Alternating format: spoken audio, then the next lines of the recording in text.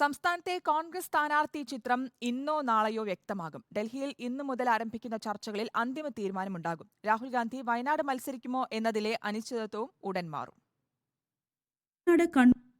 തെരഞ്ഞെടുപ്പ് പ്രഖ്യാപിച്ചില്ലെങ്കിലും എതിർ സ്ഥാനാർത്ഥികൾ കളത്തിൽ സജീവമാണ്.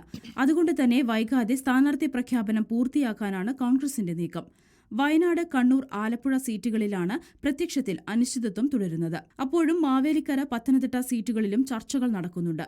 ഇരു മണ്ഡലങ്ങളിലും സുനിൽ കനകോലു റിപ്പോർട്ട് കൂടി മുൻനിർത്തിയാണ് സിറ്റിംഗ് എംപിമാർക്കപ്പുറത്തേക്ക് കൂടി ചർച്ചകൾ നീളുന്നത്. വയനാട് രാഹുൽ ഗാന്ധിയുടെ തീരുമാനമാണ് നിർണായകം. ദേശീയ സാഹചര്യം കൂടി കണക്കിലെടുത്താകും വയനാടൻ തീരുമാനം. വയനാടിനെ കൂടി ആശ്രയിച്ചാകും കണ്ണൂരിലും ആലപ്പുഴയിലും ചിത്രം വ്യക്തമാവുക. വിശദ ചർച്ചകൾക്കായി കെപിസിസി പ്രസിഡന്റും പ്രതിപക്ഷ നേതാവും ഇന്നോ നാളെയോ ദില്ലിക്ക് തിരിക്കും. ദില്ലിയിൽ ചർച്ചകൾ പൂർത്തിയായാൽ ഉടൻ തന്നെ സ്ഥാനാർത്ഥി പ്രഖ്യാപനവും നടന്നേക്കും. രാഹുൽ ഗാന്ധിയുടെ സാന്നിധ്യവും സിറ്റിംഗ് എംപിമാർക്ക് മാറ്റമുണ്ടാകുമോ എന്നതുമാണ് സംസ്ഥാനത്ത് ഏറെ ശ്രദ്ധേയം. കെ സുധാകരൻ മത്സരിക്കുമോ എന്നതും നിർണായകമാണ്.